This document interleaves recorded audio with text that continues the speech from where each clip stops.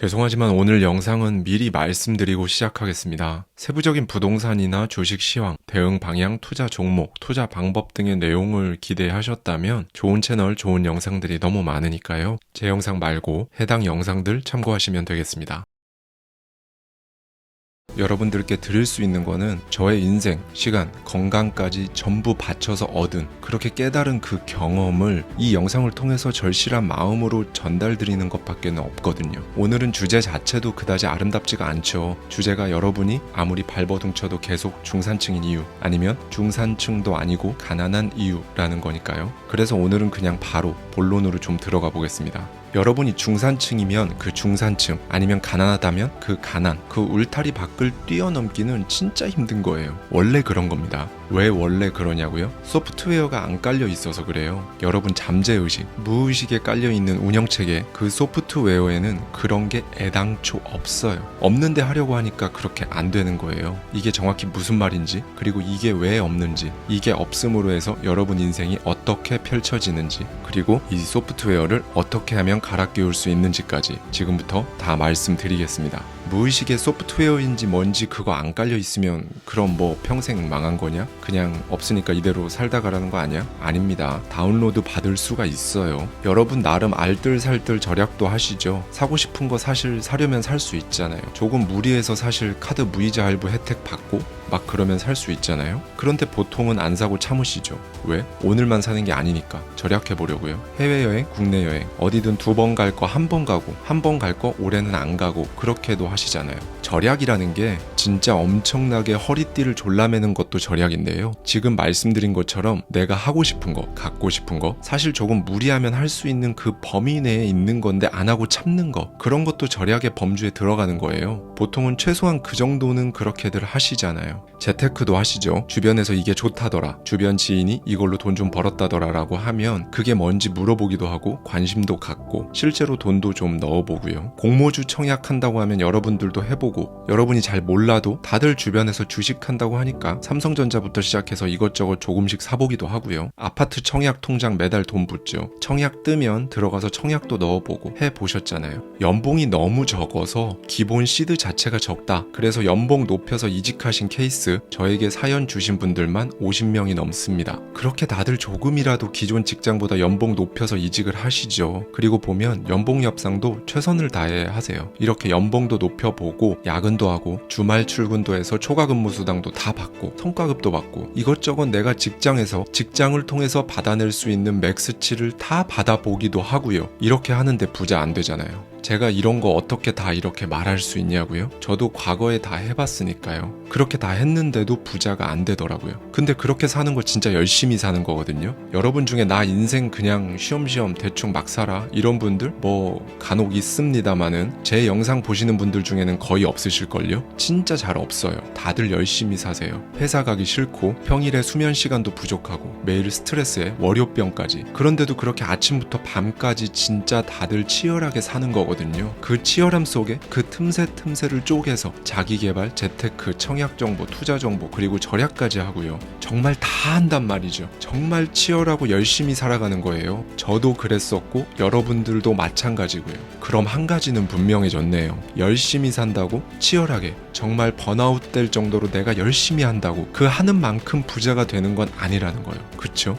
그런데 보면 흑수저 가난했던 사람이 부자 되잖아요. 평범한 중산층이었다가 부자 되잖아요. 이 말은 그렇게 하기가 진짜 힘든 건 맞는데 그 방법을 알면 된다는 거예요. 할 수 있다는 거죠. 그 방법이라는 게 여러분 무의식에, 잠재의식에 소프트웨어를 까는 방법을 알면 된다는 거예요. 아파트 갭 투자 요령, 주식 차트 분석 방법 알면 당연히 도움은 되지만 그게 솔루션이 아닙니다. 그건 스팟성이에요. 코로나 재난지원금 주는 거랑 똑같습니다. 일회성이라는 거죠. 그리고 그 물건, 그 시기를 놓치면 또 찾아봐야 하고요. 그런데 제가 지금 말씀드리는 이 방법을 알면 그 전엔 진짜 죽을 만큼 힘들게 매일매일 해도 죽어도 넘을 수 없었던 그 벽, 울타리를 아무렇지도 않게 넘을 수 있게 되는 거예요. 뻔한 얘기하는 것 같다고 느껴지신다면 그냥 이 영상 여기서 그만 보시는 게 좋습니다. 어차피 그런 생각으로 보시는 분들은 엄청나게 높은 확률로 거의 안 될 거예요. 어떻게 아냐고요? 예전에 20년 전, 15년 전에 제가 그랬었거든요. 이런 얘기 들으면 그냥 잔소리였어요, 저한테. 예전에 저는 저는 그랬습니다. 그런데 지금은 저 부자거든요. 물론 저보다 절대적인 자산이 많으신 분들 엄청나게 많죠. 저는 기업체 대표도 아니고 사업을 크게 하는 것도 아니고 그냥 평범한 월급쟁이였어요. 정확히는 그냥 월급쟁이도 아니고요. 사회 초년생 때부터 몇 년간 모았던 전재산 1억 사기당해서 다 날린 월급쟁이였죠. 그 돈은 지금도 못 찾았습니다. 그런데 제가 스스로 생각했을 때 저는 자산 0원에서 이렇게 부자가 됐습니다. 그리고 그 과정에서 정말 제일 중요한 것도 아니에요. 그냥 절대적으로 유일하게 중요한 그 방법을 말씀드리려고 하는 겁니다. 이걸 할 수 있는 사람이 따로 막 타고나는 게 아니에요. 사주팔자에 재물운이 있는 사람만 된다? 아니면 본능적으로 투자에 대한 감이 귀신같이 뛰어난 그런 사람들만 된다? 아닙니다. 그런 거 아니에요. 그런 거 정해져 있으면 재물운 있는 사람은 그냥 소파에 계속 누워서 넷플릭스만 보다가 어느 순간 부자가 될 거고요. 재물운 없는 사람은 아무리 이것저것 해보고 갖은 노력을 다 해봐도 어차피 부자 안 될 텐데 노력을 왜 해요? 그냥 일찌감치 부질없는 짓들 포기하고 평생 욜로로 그냥 살면 되는 거죠. 그쵸? 근데 그렇지 않잖아요. 그렇지 않다는 걸 막 100% 정확히는 아니라고 해도 그게 아니라는 거는 여러분들도 저도 다 알잖아요. 10년 전에 저는 어땠냐면요. 이제 이렇게 안정적이고 좋은 직장에 들어왔으니까 이걸 발판 삼아가지고 현명하게 투자 잘해서 부자 돼야지 라고 생각을 했으면 진짜 좋았겠지만 그런 방향으로 생각 자체가 작동하질 않았어요. 그때 제 생각이 어떤 식으로 작동했냐면요.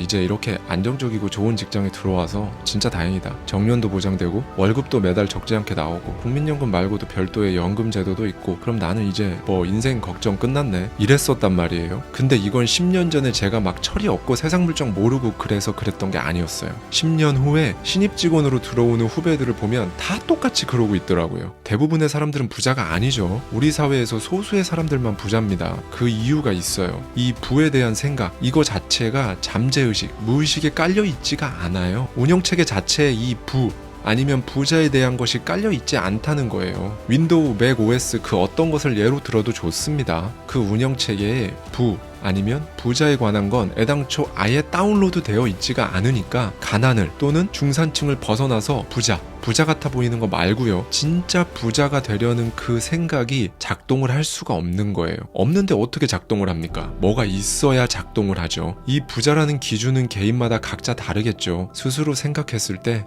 나 이제 진짜 부자다 라고 생각할 수 있을 만큼이면 됩니다. 왜냐면 본인이 가장 잘 아니까요. 내가 이 정도 있으면 부자다 라는 걸요. 이 무의식의 소프트웨어 자체가 설치가 안 돼 있으면요. 10년 전에 저를 비롯한 너무나 많은 사람들의 삶이 어떤 식으로 흘러가는지 말씀드리겠습니다. 애당초 무의식 프로그램에 이 부에 대한 생각이 없다고 말씀드렸잖아요. 그래서 부자랑 나랑은 그냥 다른 거예요. 다른 세상 이야기죠. 그런데 어느 순간 주변이 조금 이상해요. 왠지 다들 이상하게 부자 같아요. 다 직장 동료들 다 부자 같아요. 말하는 거 들어보면 뭐 어디에 땅 있고 집이 몇 개고 원래 자산이 많고 차는 비싼 차를 막 타고 해외여행 1년에 몇 번씩 쭉쭉 다니고 그래요 진짜. 그럼 나는 상대적으로 좀 초라해지잖아요. 부자는 아닌데 그래도 최소한 꿀리지는 않게 보이고 싶어요. 사람 마음이란 게요. 물론 절대 그런 거에 굴하지 않는 개쌍 마이웨이 하는 사람도 있어요. 그런데 정말 소수입니다. 그런 유형은요. 대부분은 그런 마음이 들죠. 그래서 이제 어떻게 할까요? 부자처럼 보이기 위한 것들을 구비하기 시작하죠. 조금 무리해서 비싼 차도 사고 비싼 백도 사고 해외여행 가서 비싼 리조트랑 호텔에서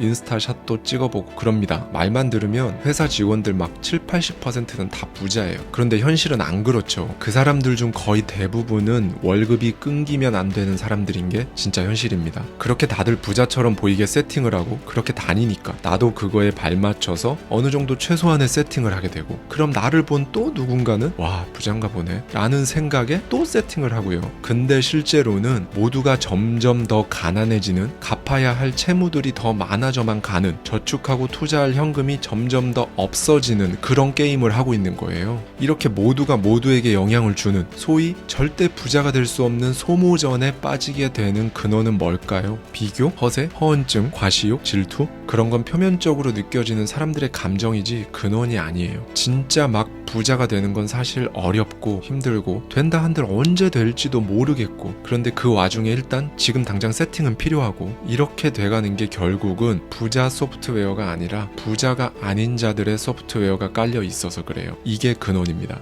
여러분 잘못도 아니고 비교, 허세, 허언증, 과시욕, 질투를 느끼는 게 여러분의 인격이 막 부족하다거나 한심하다거나 그래서 그런 것도 아니에요. 여러분 잘못이 아니라는 겁니다. 소프트웨어가 중산층 소프트웨어가 아니면 가난의 소프트웨어 이런 게 깔려 있으니까 여러분은 오히려 그 깔려 있는 소프트웨어 내에서 할 수 있는 최선을 다한 거라는 겁니다. 그럼 이쯤에서 오래된 거의 속담 같은 표현 하나 인수분해 해볼까요? 부자는 계속 부자고 가난한 사람은 계속 가난하다. 이거 왜 이럴까요? 일단 이게 사실일까요? 대부분 맞습니다. 그럼 왜 맞는 거죠? 보통은 쉽게 이렇게 생각들을 하세요. 부자라는 거는 금수저라는 거고 물려받은 돈이 많으니까 당연한 거 아닌가? 애초에 출발선이 다른데. 맞습니다. 맞는 말인데요. 제가 인수분해라는 표현을 썼잖아요. 일단 겉으로 보면 그게 맞아요. 근데 부자랑 그렇지 않은 사람이랑 애당초 무의식에 설치되어 있는 소프트웨어 자체가 다르니까 그렇게 다른 길을 가는 거예요. 도대체 그 소프트웨어라는 게 뭐가 어떻게 다르냐라는 의문이 드실 거예요. 무의식에 깔리는 부자 소프트웨어와 그렇지 않은 소프트웨어가 결정적으로 세팅값이 다른 부분이 하나 있어요.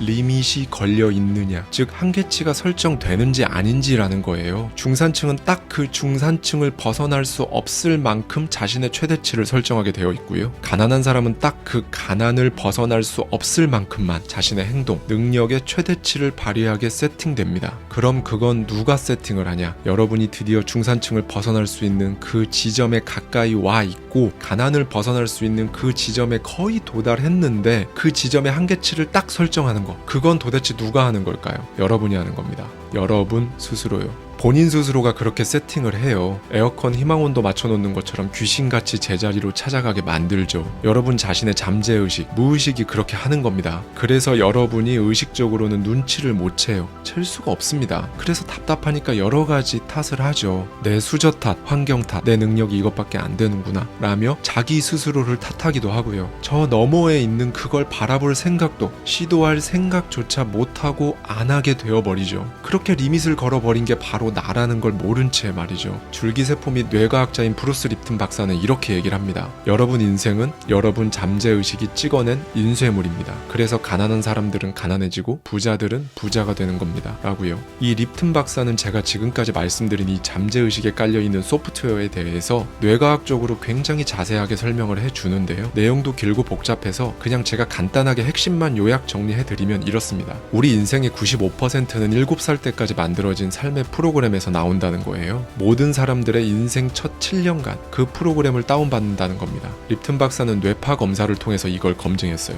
실제로 측정해보면 7세 이하 아이들의 뇌파는 성인들의 뇌파와 다른데요. 세타파가 엄청나게 활발하게 보여진다고 합니다. 아이들은 어떻게 다운로드를 받느냐? 그냥 보는 겁니다. 부모님을 보고 형제들을 보고 그렇게 관찰하면서 생후 7년간 그냥 통째로 다운로드하는 거죠. 근데 이건 막 새로운 사실이 아니에요. 로버트 기요사키의 부자 아빠, 가난한 아빠에서도 기본적으로 말하는 게 가난한 가족에서 태어났으면 인생 전체가 부자가 되려고 고생하지만 부자가 되기는 힘들고 반대로 부자 가족에서 태어났으면 인생 전체가 바보 같을 수는 있는데 부자가 된다는 거예요. 무의식적인 행동들 때문에요. 부자인 부모에게서 자란 아이들에게 통째로 다운로드된 그 행동이죠. 그래서 그냥 부자가 되기에 무의식적으로 알맞은 행동을 합니다. 그리고 이건 가난한 사람들에게도 정확히 똑같이 적용됩니다. 가난한 사람들은 가족으로부터 통째로 다운로드 받은 소프트웨어가 있어요. 에이 안 돼. 인생은 원래 힘든 거야. 생각보다 많은 게 힘들어. 우리는 부자가 아닌데. 그렇게 프로그래밍 되어 있으면 너무 당연하게도 여러분 인생의 95%에 해당하는 시간 동안 여러분은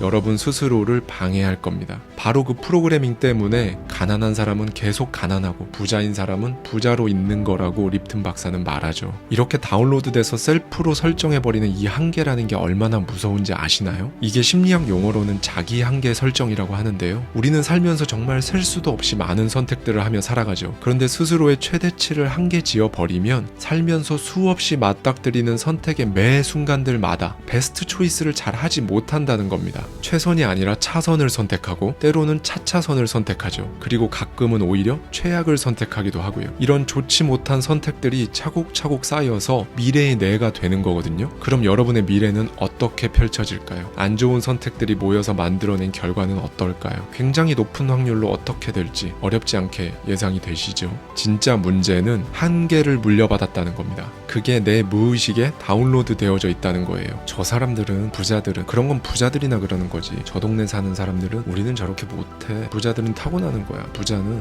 부자는. 그런데 부모님을 원망할 수도 없어요. 왜냐면 부모님들도 그분들의 부모님들께 그렇게 물려받은 거거든요. 부모님들 딴에는 여러분들 잘 되라고 위하는 마음에서 그런 거니까 원망할 수도 없는 거죠. 여러분 벼룩 이야기 아시나요? 유리컵 속 벼룩 실험입니다. 보통 벼룩은 자기 몸 크기의 약 100배 이상을 뛰어오른다고 해요. 그런 벼룩을 유리컵 안에 넣고 뚜껑을 덮었죠. 처음엔 유리 덮개가 있는 줄 모르고 벼룩이 뛰다가 계속 부딪히는 거예요. 그 뚜껑에요. 몇 차례 계속 그렇게 부딪히던 벼룩이 고통을 느낄 거잖아요. 그리고서는 어느 순간부터는 딱 그 뚜껑에 닿지 않을 정도의 높이로만 뛰기 시작한 거죠. 시간이 며칠 흐르고 그 뚜껑을 치웠을 때 벼룩은 여전히 딱 그 유리컵 높이까지만 뜁니다. 본래 뛸 수 있는 그 높이까지 다시는 뛰지 않았다고 해요. 벼룩 스스로 컵 속에 갇힌 거죠. 그 컵 안에서 태어난 벼룩은 아마 평생 스스로가 자기 몸 길이의 100배나 뛸 수 있는 능력을 가지고 있다는 걸 모른 채로 죽겠죠. 코끼리 이야기도 있습니다. 코끼리가 어릴 때 그때 일부러 눈에 띄는 밝은 오렌지색 줄로 나무에 묶어둔다고 해요. 처음에 그 아기 코끼리는 그 줄을 끊어보려고 안간힘을 쓴다고 합니다. 그리고 그러다가 안 된다는 걸 알고 현실에 순응을 하죠. 어느 순간부터는 힘을 쓰지 않고 그 오렌지색 밧줄로 묶어 놓으면 그냥 얌전히 그 옆에서 지낸다는 거죠. 문제는 그 코끼리가 자라서 어른 코끼리가 되면 힘이 100배 정도 강해집니다. 사실 그 힘이면 나무를 뿌리채 뽑을 수도 있을 정도의 완력이라고 하니까요. 오렌지색 줄 따위는 너무 쉽게 끊을 수 있겠죠. 그런데 새끼였을 때 묶었던 오렌지색 줄을 꺼내서 보여주고 묶어놓으면 코끼리는 힘을 쓰지 않는다고 합니다. 어렸을 때 오렌지색 줄의 위력을 경험했기 때문에 당연히 안 된다고 생각하기 때문이죠. 혹시 여러분은 지금 유리컵 속 벼룩, 줄에 묶인 코끼리와 같은 상황은 아닌가요? 이제 마지막으로 그 다운로드된 소프트웨어를 바꿀 수 있는 방법을 말씀드리겠습니다. 다행히 우리는 벼룩이나 코끼리와 달리 인간이죠. 스스로 한계를 세팅할 수 있듯이 프로그래밍을 바꿔서 세팅값도 바꿀 수 있습니다. 우리는 사람이니까요. 뇌과학자들은 최면과 반복으로 이걸 할 수 있다고 한결같이 말해요. 그리고 저 역시 이 최면과 반복으로 처음 7살 전까지 저에게 다운로드된 이후로 30년 가까이 저를 움직이게 했던 그 프로그래밍을 바꿨어요. 그리고 지금 이렇게 경제적 자유를 이룰 수 있었고요. 저는 조 디스펜자 박사와 브루스 립튼 박사의 책과 강연을 많이 찾아봤었는데요. 그 중에서 립튼 박사는 재밌게도 이런 이야기를 합니다. 무언가를 이룰 때까지 스스로를 속여라 라고요. 여러분이 행복한 사람이 아닌데 행복해지고 싶다면 난 행복하다를 온종일 반복해보세요. 이게 뭐 하는 짓인가 라는 생각도 들겠죠. 근데 립튼 박사는 이게 뇌과학적으로 엄청난 효과가 있다고 합니다. 그렇게 반복적으로 스스로 잠재의식에게 말하는 거예요. 그리고 마침내 나는 행복하다를 잠재의식이 갖게 되면요. 스스로 행복하다고 생각하는 그렇게 프로그래밍된 바로 그 잠재의식으로 여러분 인생의 95%가 결정되는 거예요. 그러기 위해서는 매일 해야 합니다. 매일이요. 매일 하는 이유는 반복하기 위해서고요. 그 반복은 습관을 만듭니다. 그리고 그 습관이 여러분의 잠재의식, 무의식에 깔린 그 프로그램을 갈아 끼울 겁니다. 내 잠재의식에 깔려있는 그 소프트웨어를 바꾸는 거, 그러기 위해서 원하는 걸 입으로 소리내서 말하거나 손으로 써보거나 머릿속으로 시각화하는 거, 그리고 그걸 매일 반복하는 거. 물론 당연히 여러분이 생각하는 것보다 훨씬 쉽지 않을 겁니다. 제가 정말 몇 년간 다 해보고 말씀드리는 거니까 믿으셔도 좋습니다. 여러분이 어느 정도 어렵겠다라고 생각을 했다면 실제로는 그것보다 10배 정도는 더 어려울 거예요. 매일 하루도 빠짐없이 그렇게 하는 게요. 그런데 여러분 인생을 바꿀 수 있다면, 진짜 원하는 삶을 살 수 있다면, 부자가 될 수 있다면, 그리고 마지막으로요, 절실하다면, 정말 신기한 게요, 하나도 어렵지 않게 느껴지실 겁니다. 마지막으로 이거 잊지 마세요. 삶은 여러분에게 일어나는 것이 아니라 여러분을 위해 일어나는 겁니다.